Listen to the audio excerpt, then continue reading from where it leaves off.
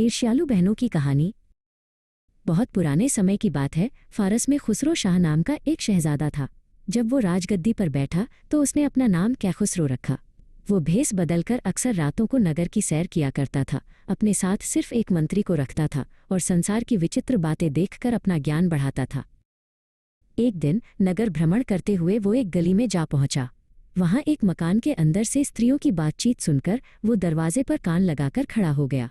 अंदर 3 नवयुवतियां बातें कर रही थीं। बड़ी बहन परीरू बोली, मुझे अच्छी रोटियां खाने का शौक है।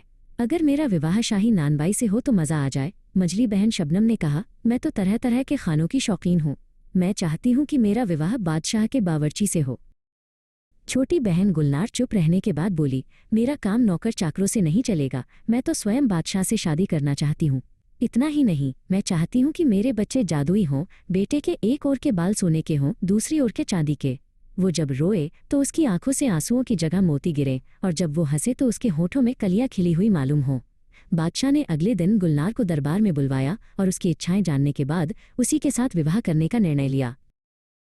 बड़ी बहन परीरू और मझली बहन शबनम की शादी तो अपने मनचाहे नौकरों से हुई, लेकिन उन्हें गुलनार के भाग्य से बड़ी ईर्ष्या हुई।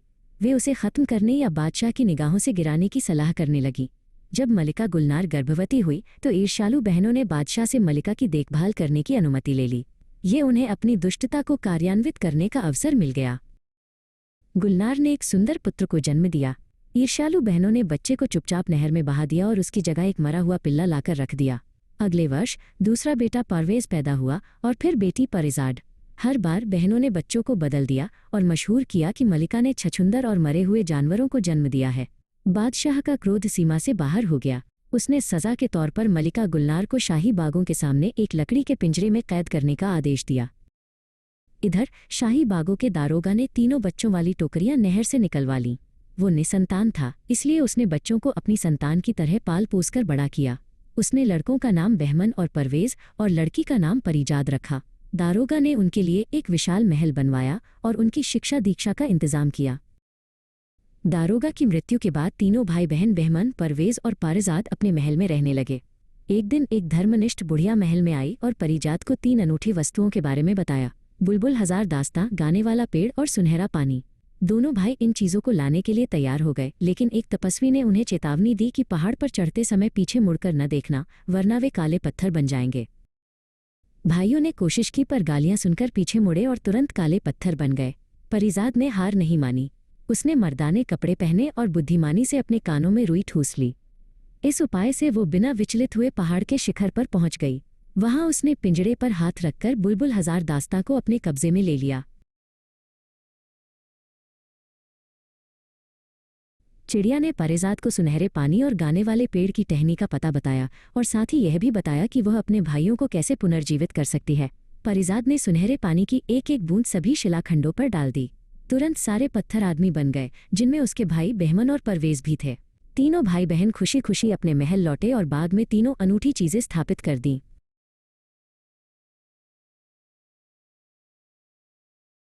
कुछ दिनों बाद शिकार के दौरान बहमन और परवेज की भेंट बादशाह कैखुसरो से हुई। बादशाह उनकी वीरता और शाही रहन सहन से प्रभावित हुआ और उन्हें भोजन के लिए अपने महल में बुलाया। भाइयों ने निमंत्रण स्वीकार किया और साथ ही बादशाह को अगले दिन अपने घर भोजन करने के लिए आमंत्रित किया। चिड़िया ने परिजाद को सलाह दी कि वो बादशाह के लिए खीरे का गाढ़ा शोरबा बनवाए, जिसकी सतह पर अनबिंधे मोती बिछे हों।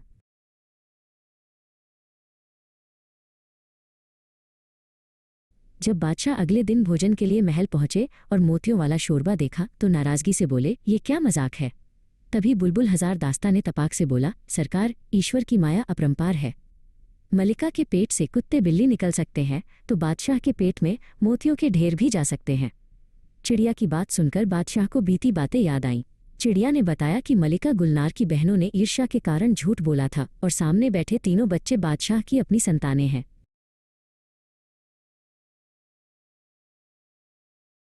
बादशाह ने बच्चों को गले लगाया और अपने किए पर पछताया। उसने तत्काल मलिका की दुष्ट बहनों परीरू और शबनम को मृत्युदंड देने का आदेश दिया। फिर वो कैदखाने गया। मलिका गुलनार को मुक्त किया और उसे पूरे सम्मान के साथ महल में वापस लाया। बादशाह ने बहमन को युवराज घोषित किया, परवेज को सेना का अधिपति बनाया और परिजाद का विवाह एक बड़े बादशाह के पुत्र से कर दिया। परिवार खुशी खुशी रहने लगा।